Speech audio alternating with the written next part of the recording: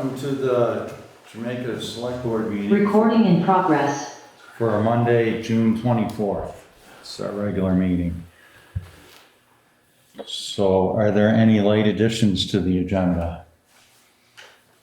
I have not, but I just suggest, I think maybe you already talked about just to move Green Mountain Power up to right after the senator.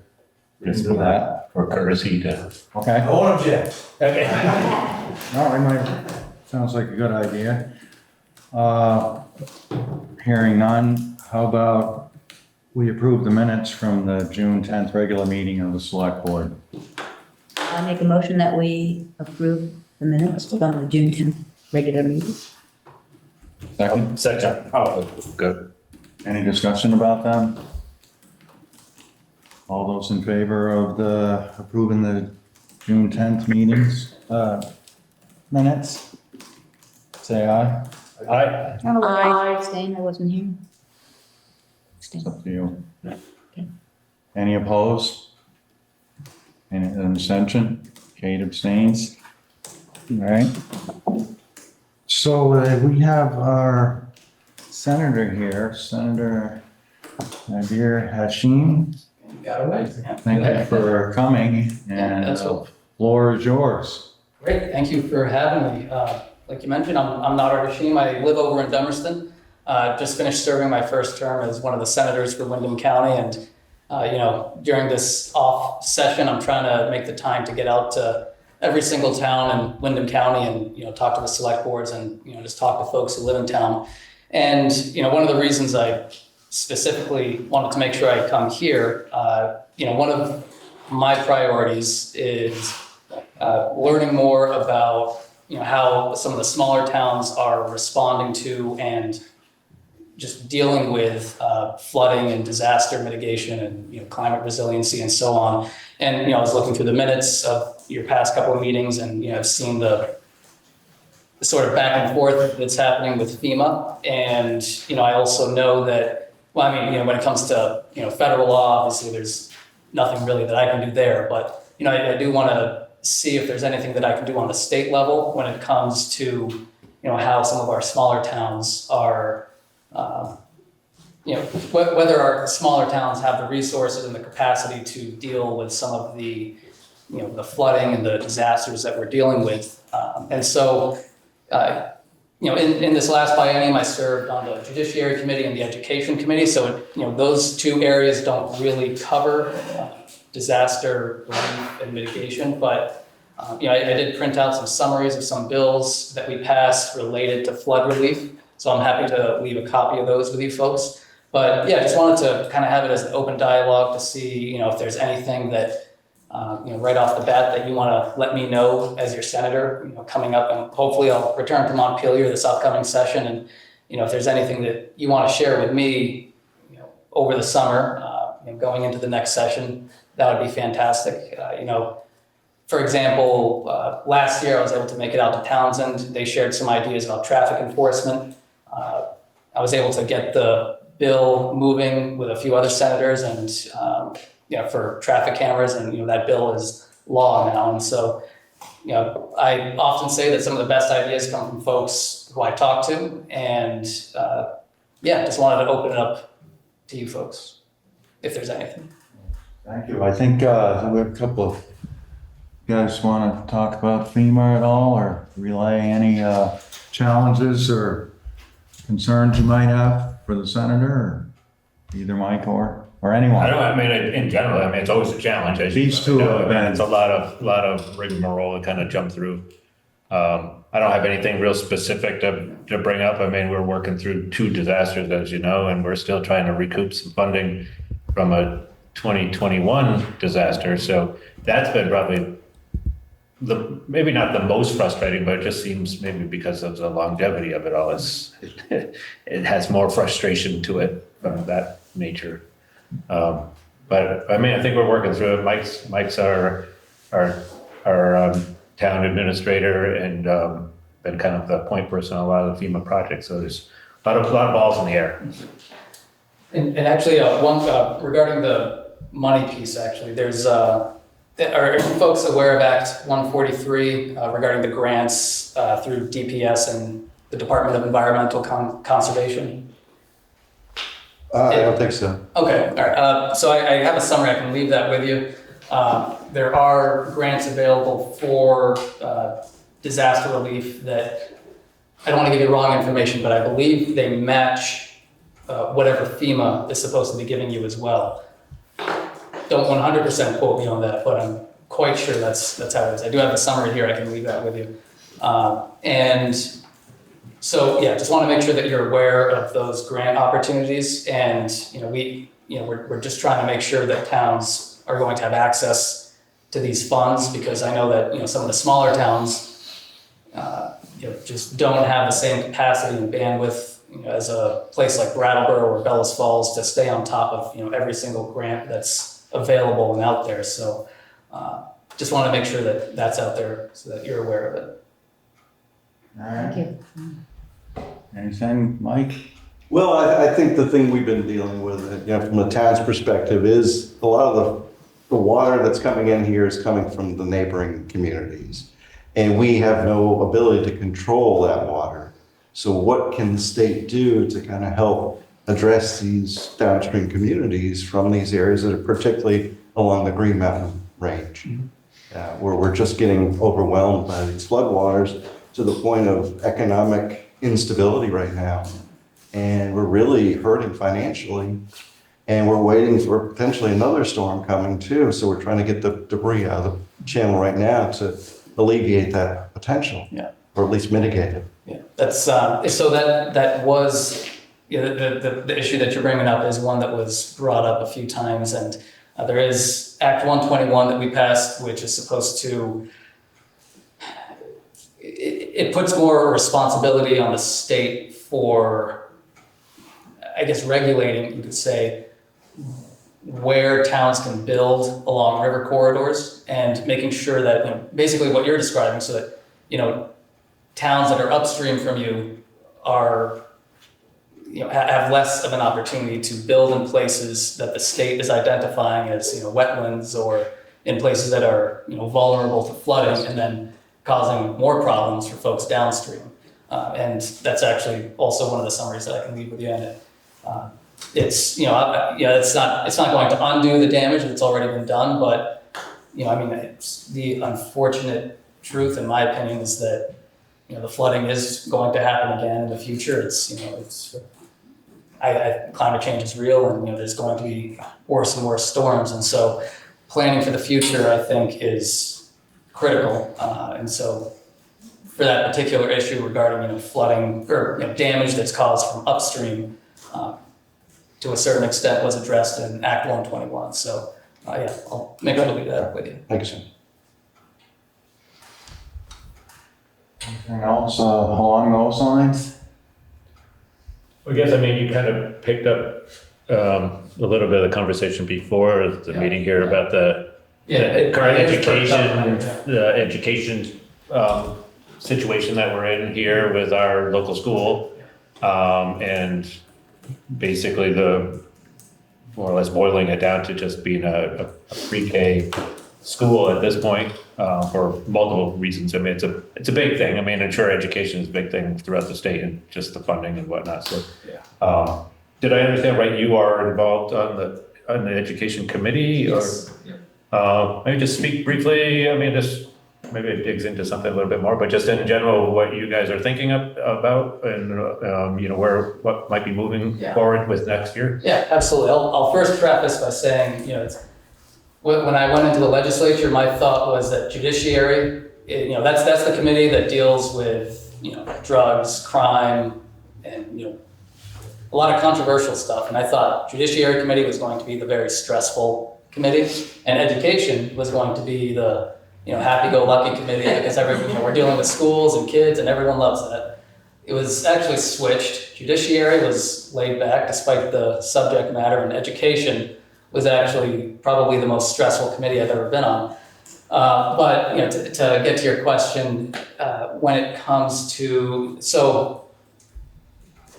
your question was just kind of broadly about teachers, schools, and so on. So, the Senate Education Committee, to be perfectly candid, was a very fraught committee. There was a lot of disagreement in a variety of different areas, and it was really difficult to get a lot of things done. We did get some things done, thankfully, that I think are going to help out our public schools. We did put more money towards VSEC and forgivable student loans for teachers, with the caveat that, if you become a teacher in Vermont and you're going through the program to have your student loans repaid, you have to stay here for a number of years after, if you sign that contract to have your loans repaid. And so that's one way that we're trying to attract teachers to actually stay here, and not just get their loans repaid, but actually stay here after that happens. But then the other challenge to that is housing. There was one unfortunate story that happened, I believe it was over in Putney, where there were a number of teachers who signed contracts. They were excited to start working at the Putney Central School, but they could not find housing. And so, and that's even, with staff and other faculty trying to help them, and they just could not find anywhere to live. And so they had to cancel their contracts, and those positions remained unfilled. And so, in my opinion, so many things circle back to housing, but that's another topic of conversation. But so another bill that we did pass is the Boards of Collaborative Education bill, which is a step to try and reduce both costs and administration for contracts that different school unions and districts are entering into. So it basically allows different unions to partner together to hire out different private contracts. And so that's kind of the most simplified version of it, but it allows, so I'll just give you an example. So let's just say two unions want to hire a literacy screener. Instead of one union hiring one screener for their area and another union hiring one screener for their area, they come together in this Board of Collaborative Education, and the abbreviation is BOCES. But they hire that one person, and then they go back and forth between the different unions. So that way they're just paying for one, and you're not duplicating efforts and having both districts going through the same administrative process to get these screened.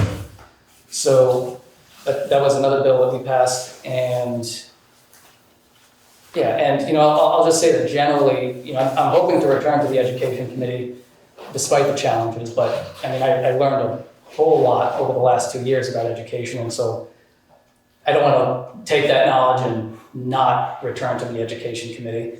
But one of my main goals going into the next session is to try to figure out how to reduce the administrative burden as well on these districts. We had testimony from one superintendent who, there's a situation up in Hartford, which you might be familiar with, where there's a union that oversees schools both in Vermont and in New Hampshire. And the superintendent there said he loves everything about Vermont, but the one thing that he always chooses over always chooses over Vermont in New Hampshire is the fact that the amount of paperwork is like this compared to Vermont, where it's like this. And so it's a broad, generalized goal, but I really want to spend the time trying to get into the weeds and trying to figure out how to reduce the administrative burden so that teachers can spend more time teaching and administrators can be more efficient with administering. Do you have any examples of what the superintendent was doing in Vermont versus what New Hampshire was requiring? Not off the top of my head. It was, that specific, I made a mental note to circle back around to them before the session, but it was that specific day, we had a long list of superintendents from all around the state who came in. But, in order to do what I'm trying to do, I'm planning to reach back out to him to get some specific examples. But Yeah, Yeah, I know. I mean, based on student population, if they're 504s, IEPs, and so on and so forth, there's just massive, massive loads of paperwork that have to be filled out for federal requirements.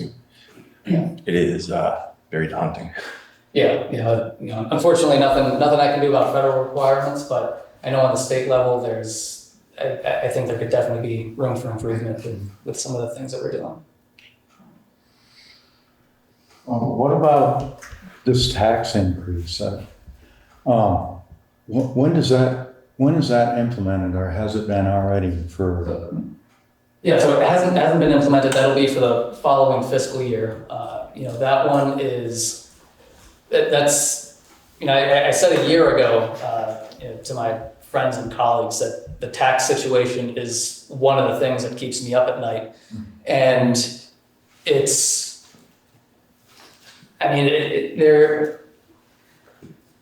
what I share with folks is that actually one of the biggest issues that is causing taxes to raise is actually health insurance. And this is something that I want to make sure I keep sharing with folks so that they're aware of it. There was one school district in Chittenden County. It wasn't Burlington, it was a larger district right outside of Burlington that they, for their health insurance plan, they wanted to keep the same plan for the same number of employees into the following year. But because Blue Cross Blue Shield increased their rates by 16%, they had to budget an additional $4 million in their overall budget for health insurance for those folks, for their schools, and for the same plan. And so Blue Cross is asking for yet another rate increase, and that would go through the Green Mountain Cares Board.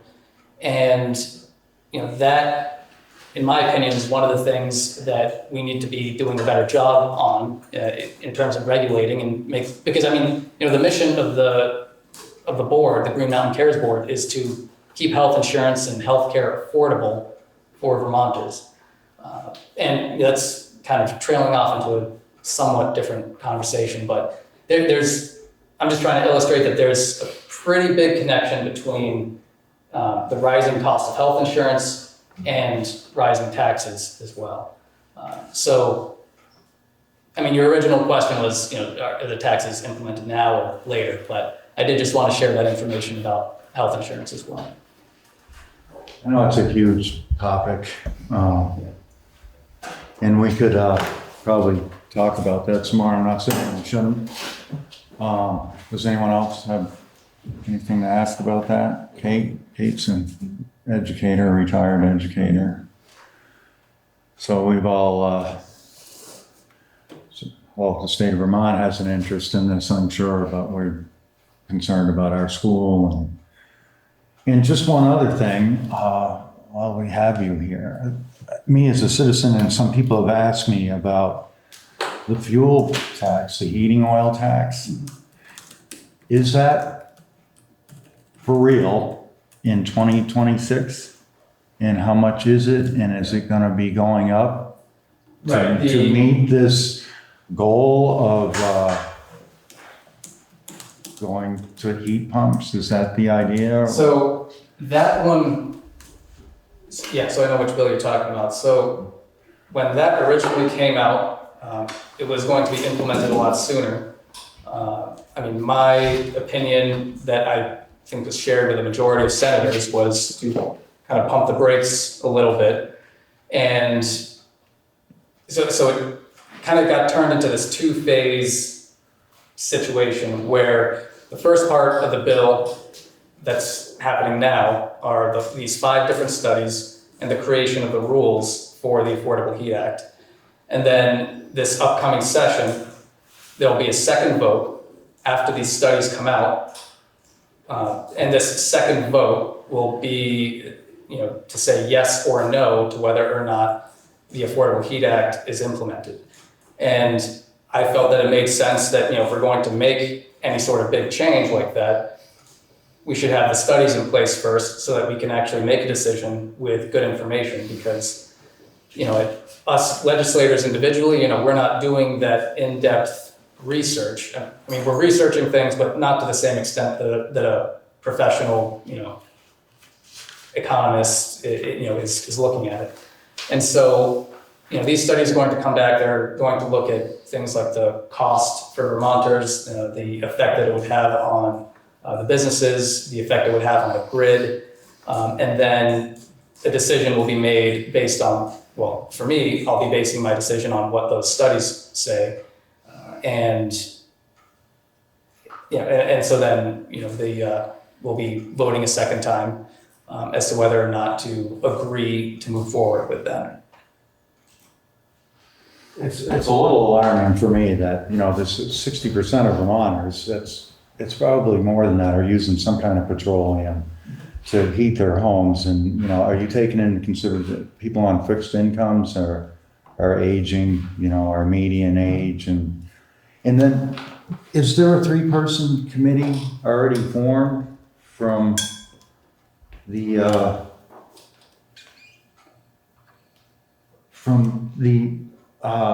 what is that called? I had it written down.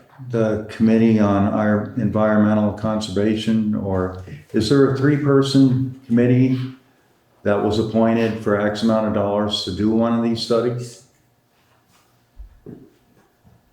Do you know what the name of the committee might be? Not really. It was, no, I don't know the specific name, but I thought that like $750,000 was allocated for a 3-person committee to study how this would be implemented, the use of if it was of the 71 cent a gallon tax or penalty. Some people are looking at it as a penalty. Just taking a note. I think I'll have to circle back around to get the specifics on. I know that different groups were created for different studies, I believe, and I just don't know that if it was 3 or 5 or however many, but I can get that information for you. I just don't have it off the top of my head. Yeah. But to answer your other question as to whether or not I'm taking into consideration folks on fixed income, yes, absolutely, and that's why I agreed to the fact that we have to look at these studies first before moving forward with anything. But yeah, just wanted to throw that out there. And will there be any more pumping of the brakes on this whole thing, maybe putting off this fuel oil increase, or do you think it's something that will definitely happen in a couple of years at the least, no matter what the studies say? I'm not quite sure. It's. For me, I put a lot of my decision making based on research that comes out, scientific research that comes out that's reliable, and that's how I'll be making my decision. The Senate is. We're getting at least 6 new members this upcoming biennium, and. I'm not sure what, I'm not sure what those new senators, how they may feel about the studies and the information that comes out, or how they might feel about the Affordable Heat Act in general. So I don't think I can really speculate as to what might or might not happen in a couple of years. Okay. Yeah. Does anyone else have any questions from the board? I could let a couple come from the public.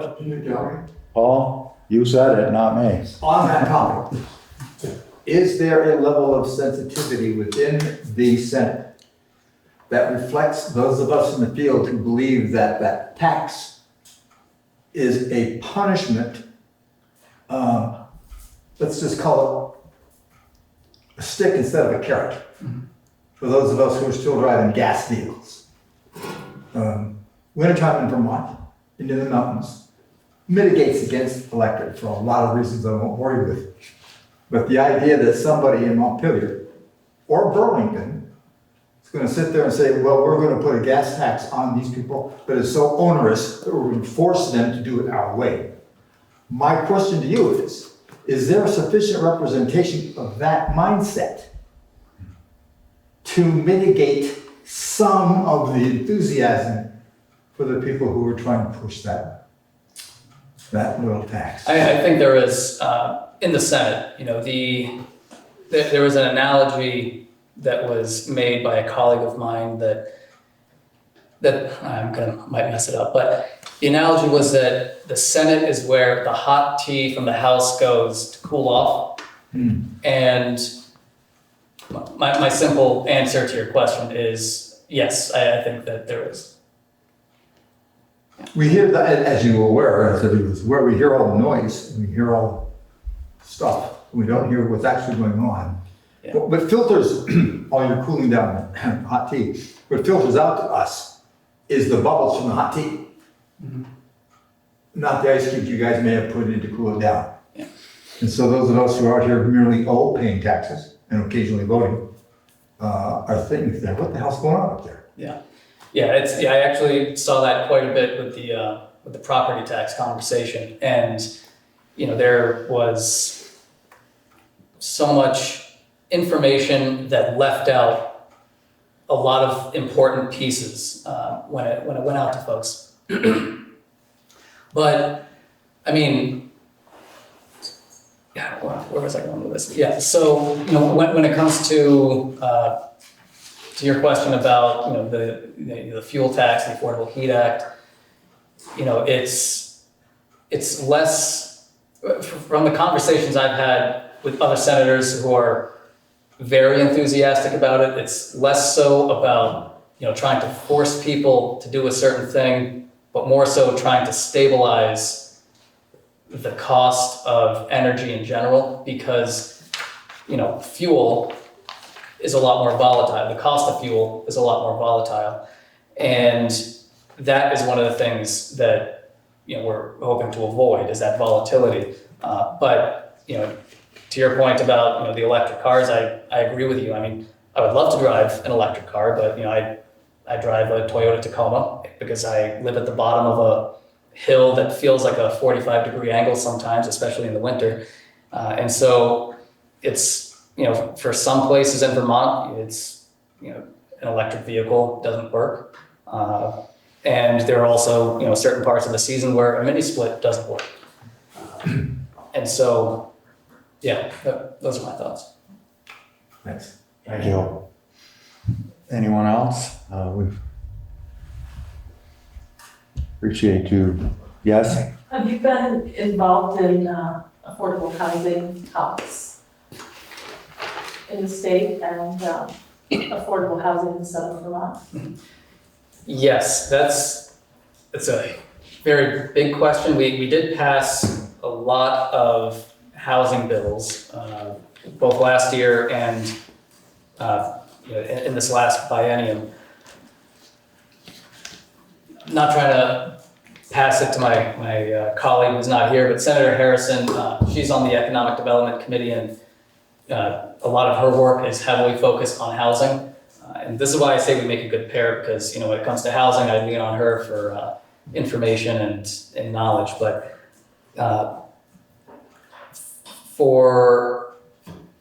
so we passed a lot of investment in affordable housing in the first year of the biennium, and this most recent session, we passed a bill related to Act 250 and changing some of the regulations to make it easier to build housing in downtown areas, while focusing on keeping our green spaces green, because that's one of the things that makes Vermont special, and focusing on building housing in those downtown areas makes a lot of sense to me and a lot of folks, because if you're talking about a downtown area, it's already developed, it's within walking distance of commodities, and you won't need a car as much, and so if you want to give me your email, I can definitely share with you a lot more information about some of the details. I brought more flood related stuff with me and education related stuff, but if you want to, I can leave a card with you, and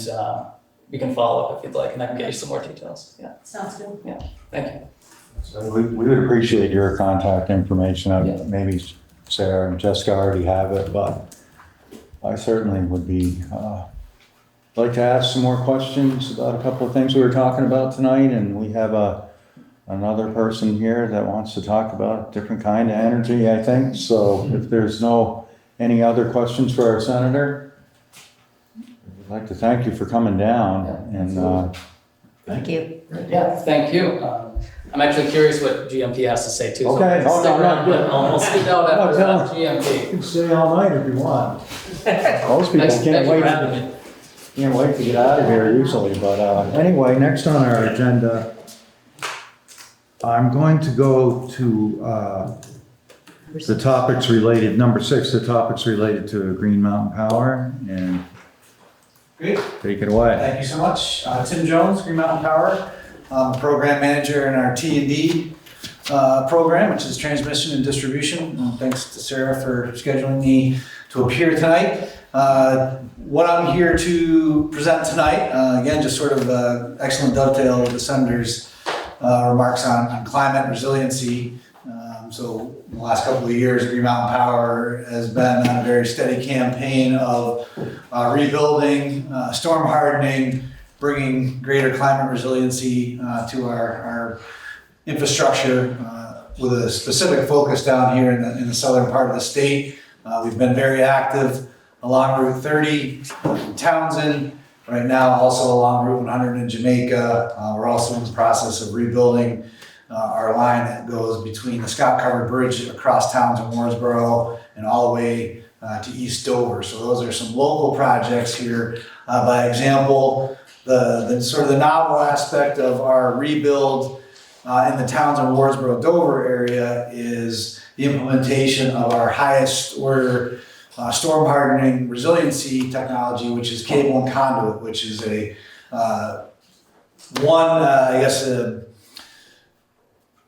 one conductor, or if it's 3 phases, 3 conductors. It's basically a one-piece conductor that is direct buried, and we have been having great success with direct burying that within the road rights of way of these communities that we've been canvassing. So in particular tonight, this project, I guess we'll call it sort of a demonstration project, if you will, on Turkey Mountain Road. We'll speak about, storm damage, storm recovery, those types of things for anybody that's been up there. Starting about 1.5 miles up, you'll notice that a few spans of our existing overhead line are hanging, dangling in the brook. We even fortunately have one of our poles that's roped off to a tree and so forth. So hard to believe a year has passed so quickly, but certainly back to present a subset of a project on Turkey Mountain Road to specifically attack, those, few thousand feet, roughly between, I think the neighbor is 1454 Turkey Mountain Road, which is about 1.5 miles up, right? If you sort of go by the mile marker or whatever, and that project that we're here tonight will go roughly to about, I guess, Cloister Falls. I don't know if that home just a little bit above that. So what we're proposing to do is a combination of overhead and underground, so what we refer to as conditional underground. So the premise being, get some really challenging sections out of the brook, get them buried in the road with this direct bury cable and conduit. So if you recall, if you've ever seen underground power being installed, traditionally it was stick-built conduit where we'd open a trench with a bucket, lay our conduit, and then pull our cable through it. Well, this cable and conduit is a one-piece molded in place, the neutral's right in the conductor. So either it can go in traditional excavation-wise, or it can go vibratory plow in, or if you're interested at all, over the next bunch of weeks, we can hook you up and send you out to the Townsend, Mooresboro area, and you can actually see our big piece of technology, which is an industrial trenching machine. It's a 435 horse tractor that runs a big 10-foot diameter diamond tip wheel, and that's a direct bury as well. So all the conduit goes out ahead of the machine on trailers, and it basically feeds in direct buries to about 50 inches in depth, and then we basically restore the road. So that's in a dirt setting. Here on the Turkey Mountain Road project, we have about 1,000 feet of the project, and I believe Charlie Daniel, who's our designer out of our Brattleboro office, has met with Keith Hazard in the field and just go over that with him So we're proposing to pull a couple thousand feet out of the brook. About 1,000 feet of that's gonna go in, which looks like, I guess I'm just directional wise, I guess we're kind of north, so be west side of the road, really, the opposite side of the brook. And get about 5 feet offset into the road from the other side of the embankment and bury that to a minimum depth of about 3 feet in those sections. And then we typically rise up if we need to span something, like a box culvert or something that we can't go under through, or something, a little bit more efficiently. So we'll pop up and go overhead. So that's what this represents, is about 1,000 feet up the road with 3 or 4 more spans to go overhead to tie into the existing line. Once we get this done, we also have another team developing a project that will, I think, get from about, Gilfeather Road down 30 and then up Turkey Mountain Road to where this project starts. And then it will take from the other end and take it all the way to the top of the road. Actually, I ran into Mr. Williams while I was out there today, nearly to the top of the road. So people are, for it when we approach our customers that, have existing service out there.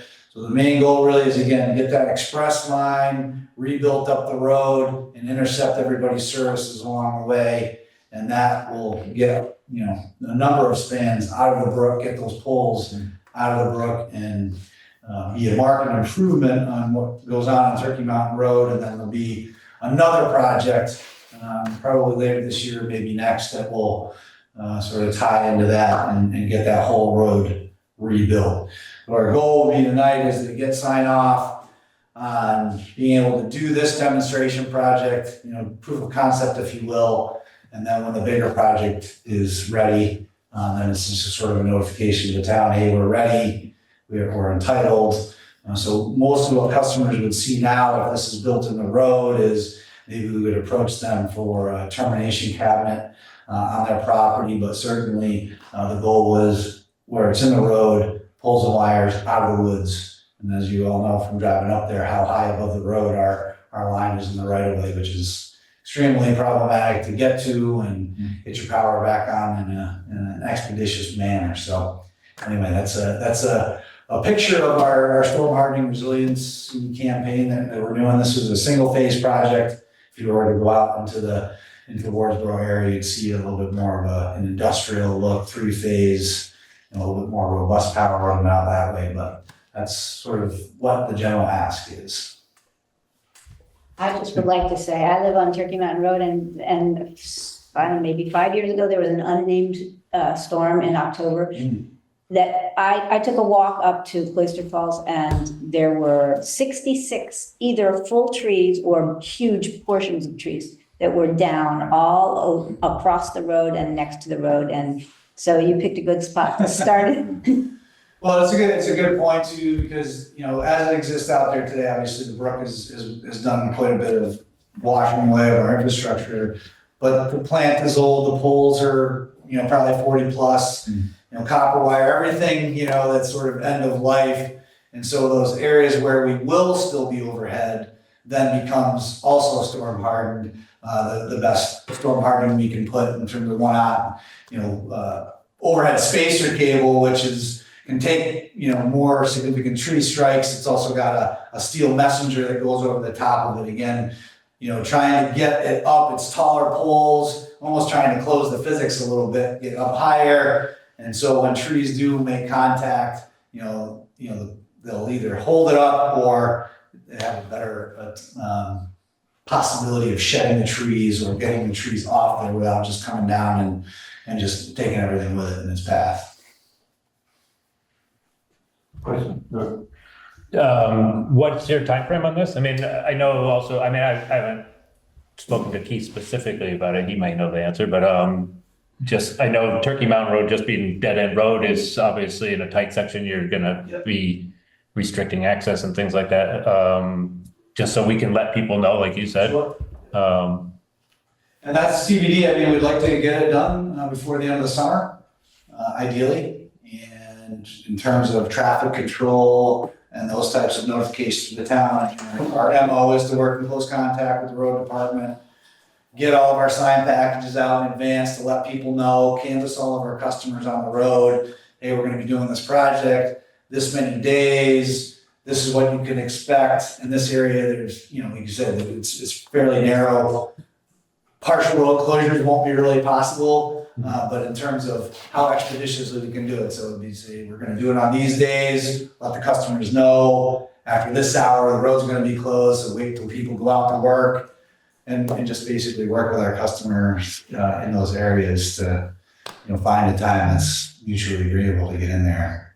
So how quick, just thinking of, I know there's some elderly people and things up there, I mean, emergency services and things like that. I mean, how quickly, if something has to get by, can you pull out of the road, so to speak? Quickly, I mean, it's, open and closed in the same day, so we won't be leaving anything. And I think we have a 400-foot span and a 500-foot span, so certainly in a week's time, but we can make an accommodation. Certainly it'll be a backhoe probably parked on the side of the road, just moving up with the trench, maybe with a truck in front of it with the cable, kind of laying into the ditch. So not a big footprint, but certainly not a lot of area up there that's more than a car can fly. After having visiting again up there last night or today and seeing a couple folks, but yeah, we can iron all that out and communicate with folks what to expect, what days, what hours, and obviously any special needs of anybody that's going to need to get out, doctor's appointment, what have you. So very same thing we deal with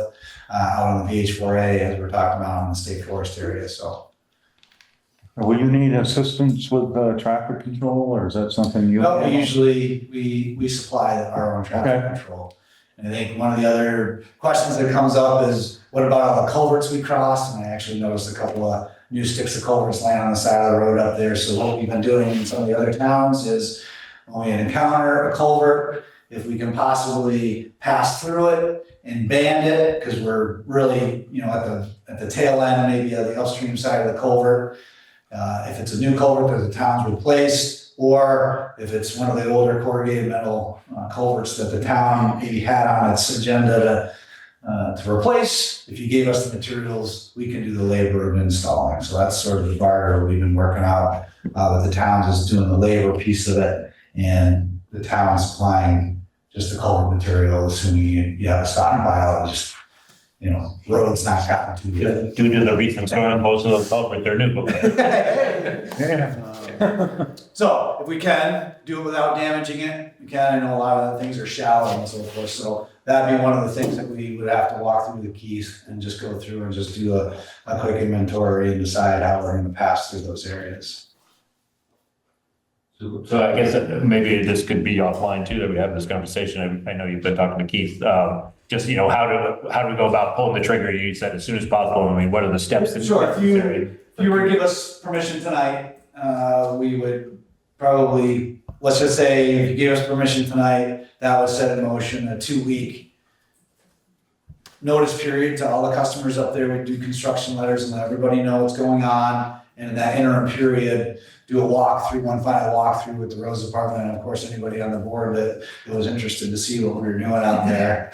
Make sure that we're all in line. And so really what we want to do is indemnify the town. So everything, the geotech gets replaced in lifts as we're digging, and sort of that top 8 inches or so will be reserved for putting SurePack or whatever top dressing material the town prefers in that area. And then, basically getting the road back to the finished grade, leave no trace type of thing. And then where we are underground, we'll install those carcinite signs red that will depict, where buried power is and so forth. And we would also put in a telecommunications duct as well. So our intent is to bring the incumbent and telecommunications folks with us, and anybody else that's new in the area that wanted to try and serve customers up there. But that's the intent, is to get the pole line, out of those inaccessible areas altogether. And when we're all joined in one trench, that whole pole line gets retired, and those easements are, quick claims back to the landowners that currently hold them. So you're in touch with DB Fiber, for instance? I mean, But yes, actually, yep. So we meet with them regularly, actually, as part of the overall construction of where they're putting their infrastructure. So we let them know as well as the other CUDs that have been created in the state, where we're going, what our plans are. Certainly also with the incumbents as well, letting them know, hey, we're working on a project here and we're gonna do the light work and put the duct work in, and won't you join us? Yeah, I think that, I mean, I can't necessarily speak for everyone, but I generally think that we're super supportive of this initiative. I think I'd feel better personally, I'm the road commissioner in town, so I'd feel better speaking with Keith directly, just to make sure that there's not gonna be a conflict before we formally make a motion to say go. I mean, we will, but I don't know that we're quite ready there tonight. We can easily throw it on the next agenda, or we may even have some other special meetings coming up in the next week or two. But yeah, in general, that's awesome. No, I appreciate that. That's how it's been going. It's usually a couple meetings to get through, this first presentation. So just hypothetically, if you were to say yes tonight, that's what we would do. So at any point following yes, that's the process we would kick into place. But I think what I will do is I'll get back in touch with Charlie and work up through Keith, and maybe we can pick a time in the next few weeks here to get out on the ground out there and just take a walk. Yeah. And I also heard through Keith that potentially one of the next phases is going up Pikes Falls Road too. Is that for this summer? Or? That is probably not going to be this summer. Matt, we've gone back and forth a little bit about that. We've been doing a lot of work. We're also doing some work up on Stratton, the Mountain Road from the Arlington Stratton side coming up.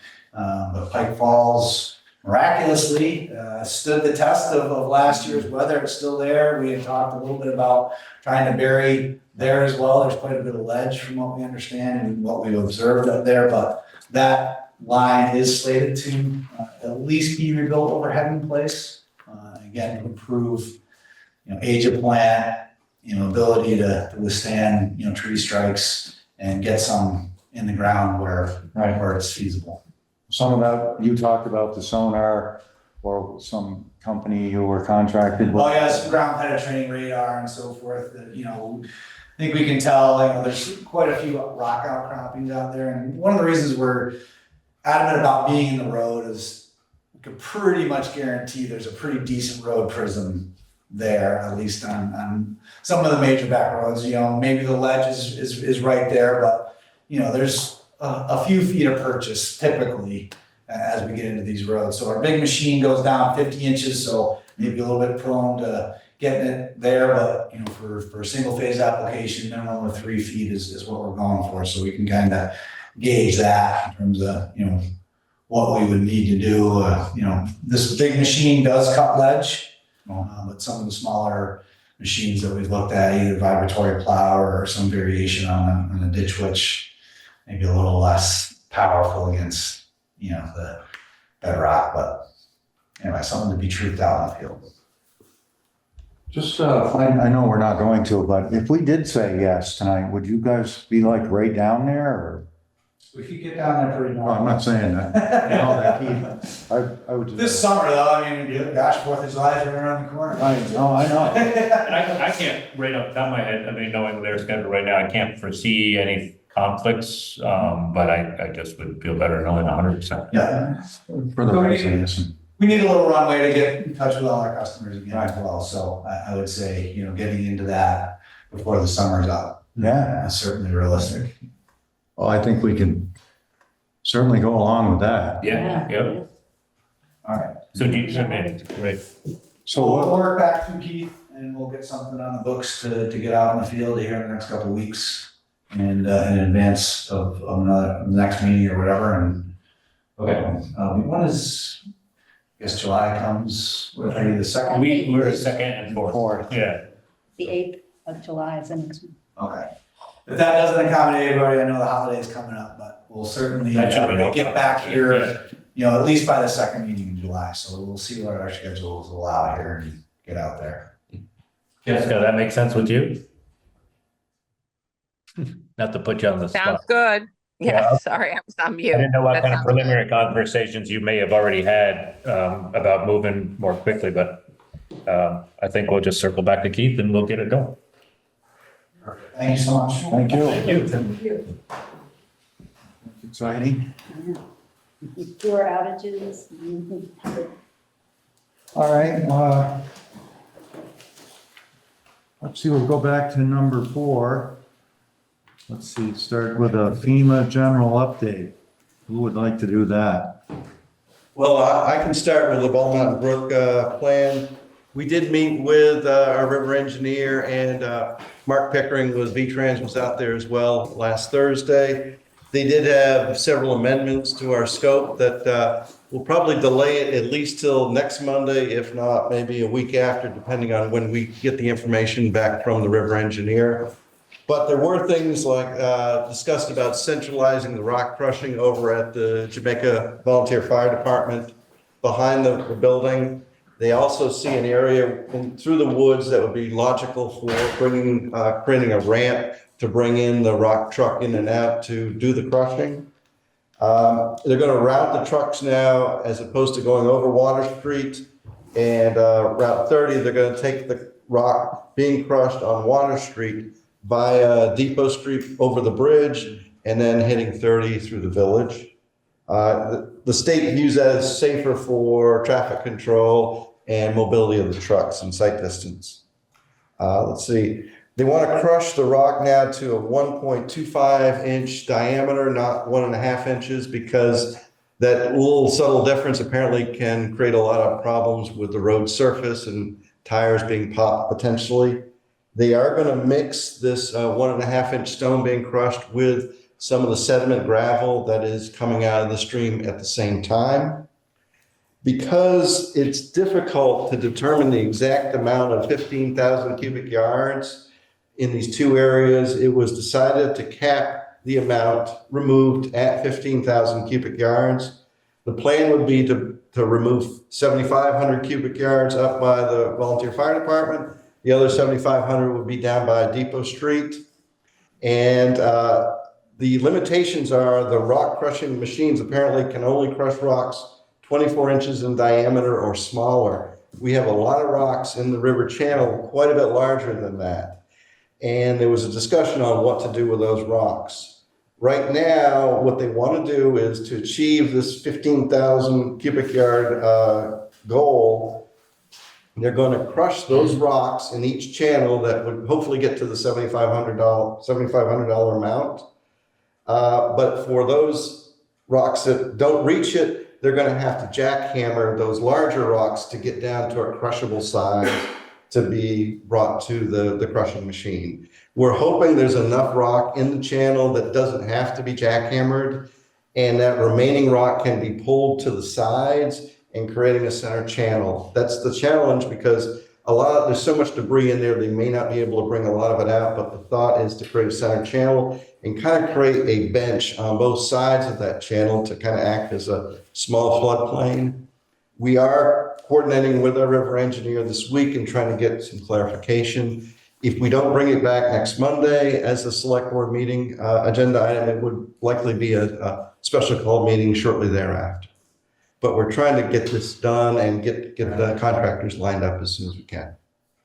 That channel that goes down the middle, are they got a bay where the where the bridge abutment is? Are they going to try to aim it to one or the other, or just hope for the best? Well, I think they're going to try to put it down the center, but likely it's going to shift towards the outside of the channel a little bit. But the intention is to kind of center the stream flowing down that curve at Water Street as best as they can towards the center, not trying to damage the pier, but trying to keep the water in the channel and not having it jump the banks.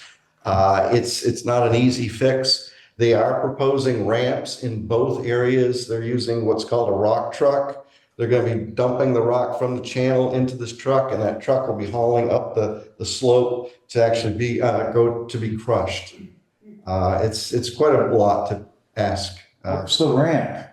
It's going to be built along the parallel to the embankment at Water Street. Okay. It won't be perpendicular, it'll be parallel, but it's going to be a little tricky to meet those grades and get those. They're not going to, the rock truck, these big multi-ton things, are not going to be running around on the streets. So that's what comes out at Water Street has to be trucked through regular trucks. So it won't be large scale going over the Depot Street Bridge. Right. I guess the other thing, the intent is to try to evenly disperse the water potentially, it's all potential possible, all those terms, because you don't never know what water does, but to kind of spread it out so it's going through both sides of the Depot Street Bridge and remove the debris that's under there. We're not going to be able to remove the debris under the Route 30 because it's very complicated to get involved in the state right away and under their bridge. So I heard that. Yeah, and we're gonna remove that from the contract, and that was part of the amendment process. But, overall, it was a very fruitful meeting. We've got better clarity. I think we're gonna get better bids when all's said and done, because everybody's kind of on the same page as to what the expectations are gonna be for these contractors. And so we're in good stead, I think, but we're just working through those next steps now. Sounds good. It's great, really. That bridge can take all the water you can give it. I mean, it hits the girders, the pier always has held up. But And related to the 2021 storm, we are finalizing that. There's one last thing, mitigation that we're trying to work with Vermont Emergency Management on. They wanted us to do mitigation on that slope on West Jamaica Road by Dost Road. We're trying to see if it really makes sense to do it now after the time has lapsed. That area has vegetated to a certain point where it may or may not be worthwhile to do. But we're asking Vermont Emergency Management if they would allow us to withdraw the mitigation. The embankment was repaired, they just didn't put vegetation above the slope. And where we can hopefully free up that money that's obligated to us, about $350,000. Right now, that mitigation thing is holding up all of our funding reimbursements for 2021. So we're trying to get that resolution. And I'm working with USDA, looking at flooding coming from mountain areas. They are working on the EWP program for those 3 embankment projects. We've got our contract engineer meeting with myself, the river engineer this week on those 3 properties. Our engineer is the fellow Everett Hammond, and he's been working with these property owners. So we're going to meet with Everett on Thursday to go over that. But USDA also has a program where they're looking at flood prone areas and looking at a program. That could take years to unfold, but we are approaching that as well. is one of those properties on the west, what's the name of the road, other end of Mountain Acres? West Hill, No, it's, the 3 properties are on Pikes Falls Road, West Jamaica Road, and I can't remember what the third one is, but nothing on West Hill.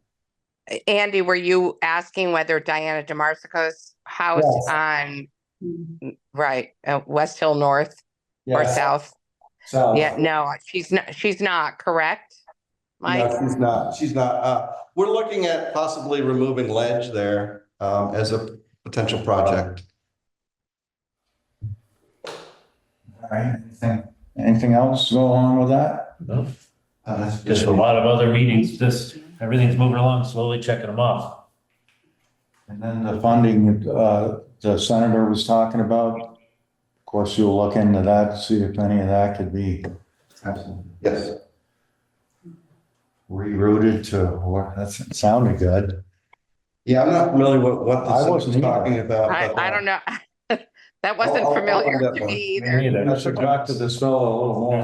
There's a lot of stuff being thrown out there, I mean, which is great, but it's Hard to hard keep to up keep up with and keep it all under control or whatever, track it down. And then there's this repair grant that they're gonna go after, and there's a public meeting tomorrow from 5 to 7 here about those grants. Was it $70,000 that they're gonna go after? So that's Terrific. part of mitigation too. And we have areas that could benefit from those. It may not be specific to the village, but we've got other areas where plantings could take place. All right, thank you, Greg and Mike. More on number 4. How about just an M&T loan update, please? Yep. So we learned last week from the bank that they were approving our loan imminently. They asked for a closing date.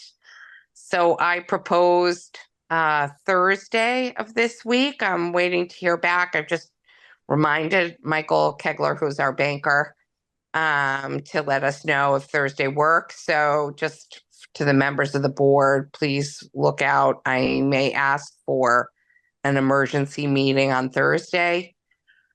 We do have drafts of the loan documents, but we don't have a closing date and a formal date.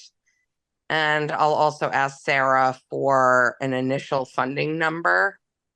So hopefully this week, fingers crossed. But I will get back to the board with a precise closing date as soon as I hear it from the bank.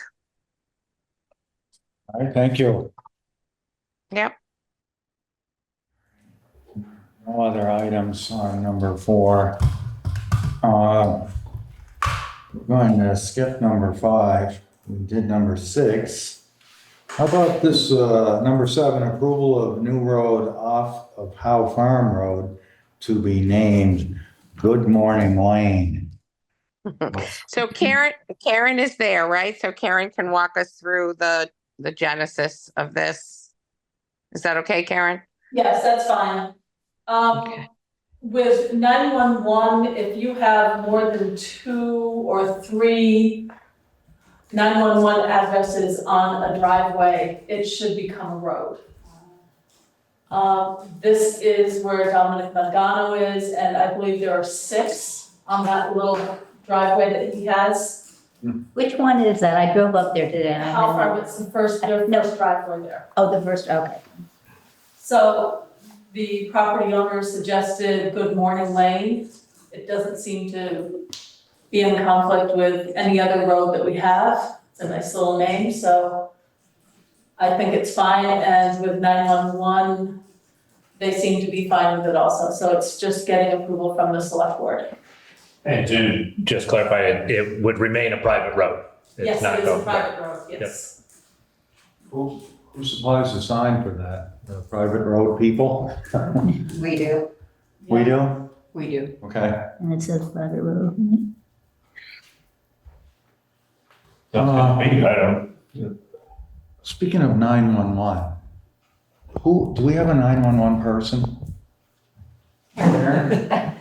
Have you asked that signs be put out at the end of driveways, or did I read that somewhere, or was it That was the fire department. how did that request come through? I just saw it on Facebook. Somebody told me that. They just put a notice out stating that it would be good if people did that. I know that there are some fire departments who sell them at a discounted price, but I didn't see that ours was doing that. No, I'm one of the perpetrators that has my number on my house. So they want it in addition to on the house? No, or they wanted instead? they've always wanted them at the end of the driveway, I believe, or the point of entry to the property.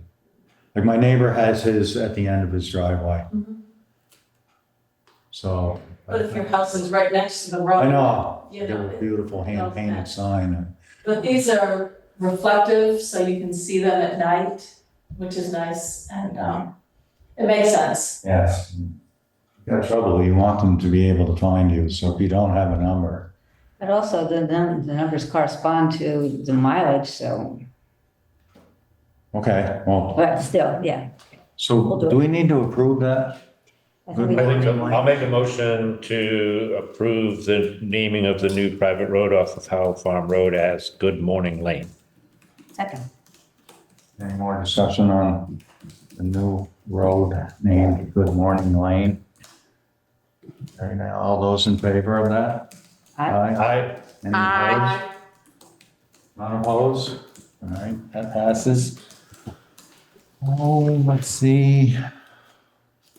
Book number 8, we could review and approve the timesheets for the town office, listers, highway, and transfer station. Need a motion I make for a that? motion that we review and approve the timesheets. As Andy just said. I'll second. Any discussion on that? All in favor? Aye. Aye. Aye. None opposed. Number 9, review and approve the pay orders. I make a motion that we review and approve the pay orders. I'll second. Any discussion on them? All in favor of reviewing the pay orders, say aye. Aye. Aye. All right, any opposed? Okay, number 10, public concerns. Concerns out there? Yes, sir. I do, actually. You look like you do. You're waving your hand around. I apologize for missing last week. I didn't hope none of your feelings were hurt in the last session. But I watched the video, and one of the conversations that you had on the video had to do with multiple offenses regarding the parking fee. If you had, one offense at 50 to 70, however you guys worked that out, there was no definition of the time or the definition of event. And so my question to you was, if the first event starts at 8 o'clock in the morning, does the next one, can you spend the night and then pick up at 8 o'clock? If it starts at noon, does it go to noon to noon? Daytime, 8 to 200 hours in the daytime? Those kinds of things were unclear from your discussion. And I think if you're going to start tagging people's wallets, that ought to be built into the whatever ordinance, so that you've got a definition of exactly what you're talking about. So Paul, Yeah. hi, Paul, that's a very good question. It's answered both in the ordinance terms, but also in the statutory reference. It's daily. It's daily. Define daily. When does the day start? I don't, it's not really been the subject of much litigation. So it really has to do with when the violation is observed.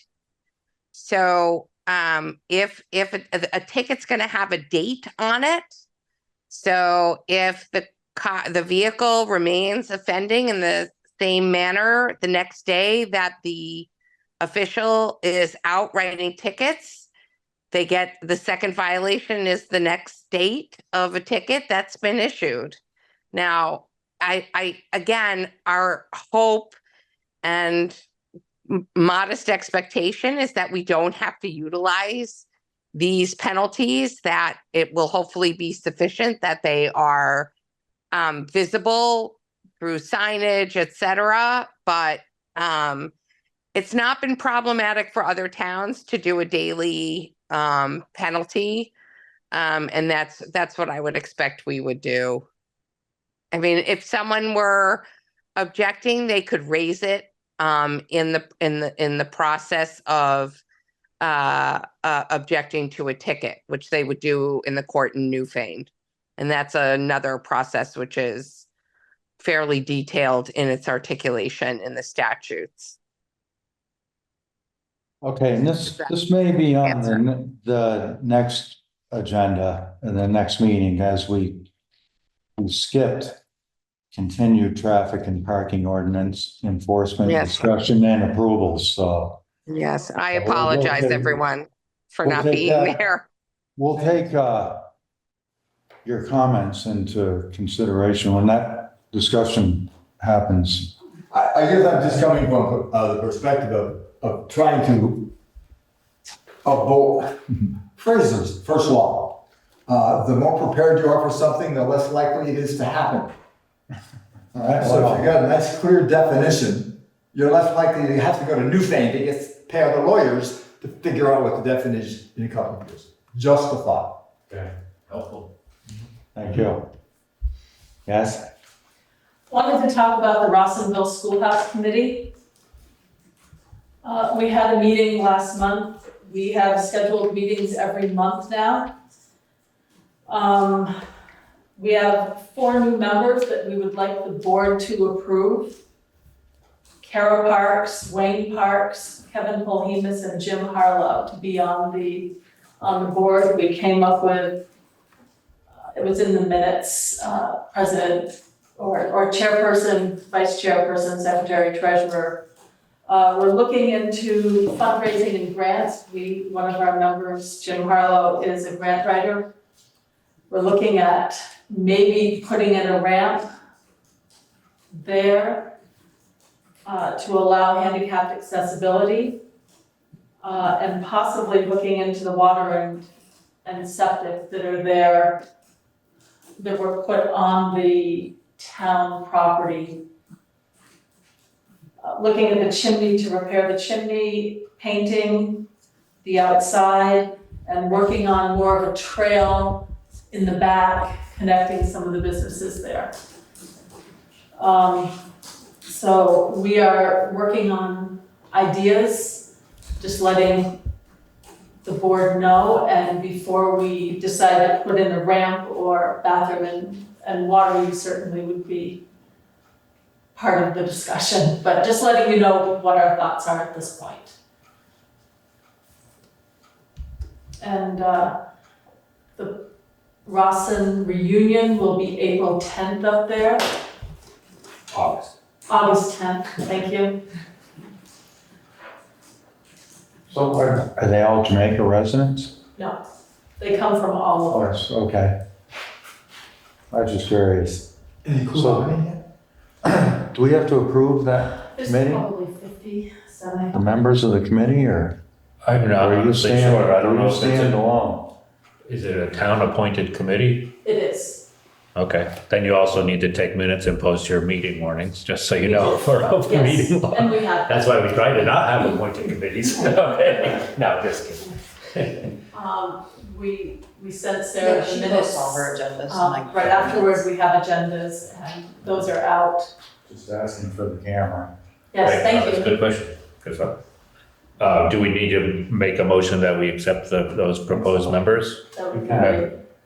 I missed the names. I mean, I recognize the names, but I don't remember them. That's Kevin Parks, Wayne Parks, Kevin Polhemus, and Jim Harlow.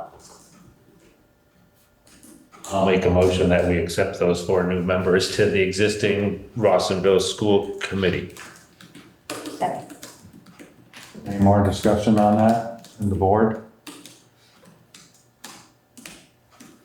All those in favor?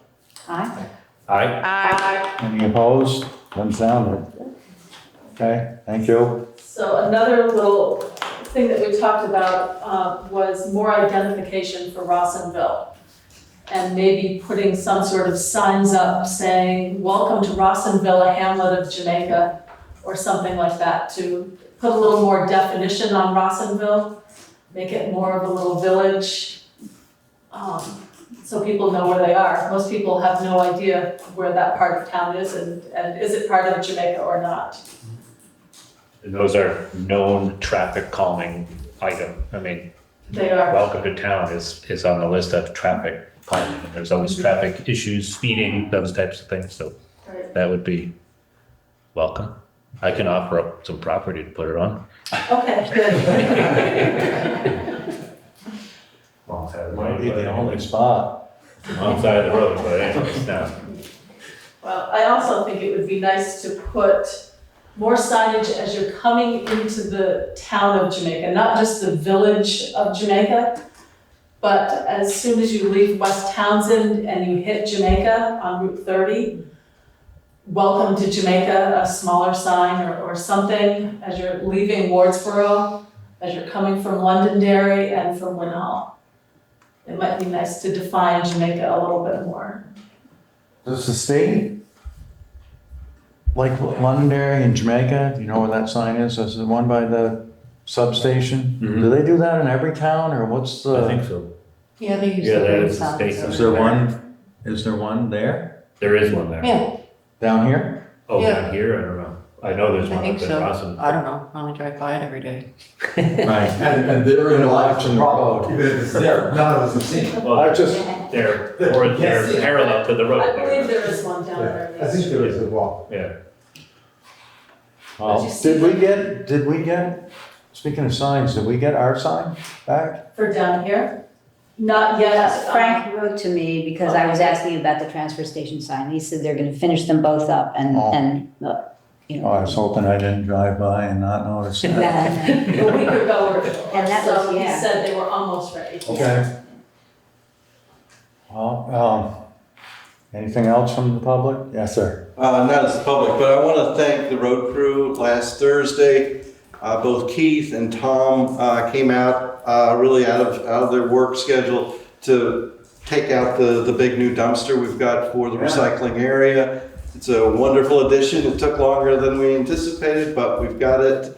And they both went out of their way it was quite a feat to bring this thing off the flatbed onto the ground, and they did a wonderful job helping us out last week. Right?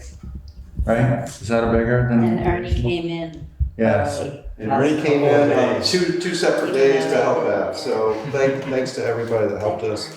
And also the library for the MERP program too, their librarian was kind enough to help us out that same I day. just would mention, if you don't mind, that Ernie, there was a little mix-up with the driver or somebody, and he showed up a day earlier. Yeah, And I said that, I would ask, but you could be compensated, and he would have none of it.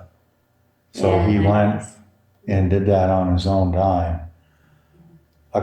Yeah. One other day, very early and that day. the driver was going to come Wednesday and then changed it, and then somehow Ernie didn't get the message. Right. And came in anyway on Wednesday, Juneteenth. He wasn't upset about it, but he just he usually gives me updates about things every time I go up there. Well, a lot of us work on The rest of the Juneteenth, board. and we do Yes. appreciate Ernie's sacrifice over the past couple days and others that kind of help get this facilitated. Right. All right. Anything else? I'll make a motion to adjourn. Second. All right. Any opposition to that? All in favor? Aye. Thank you, Andy.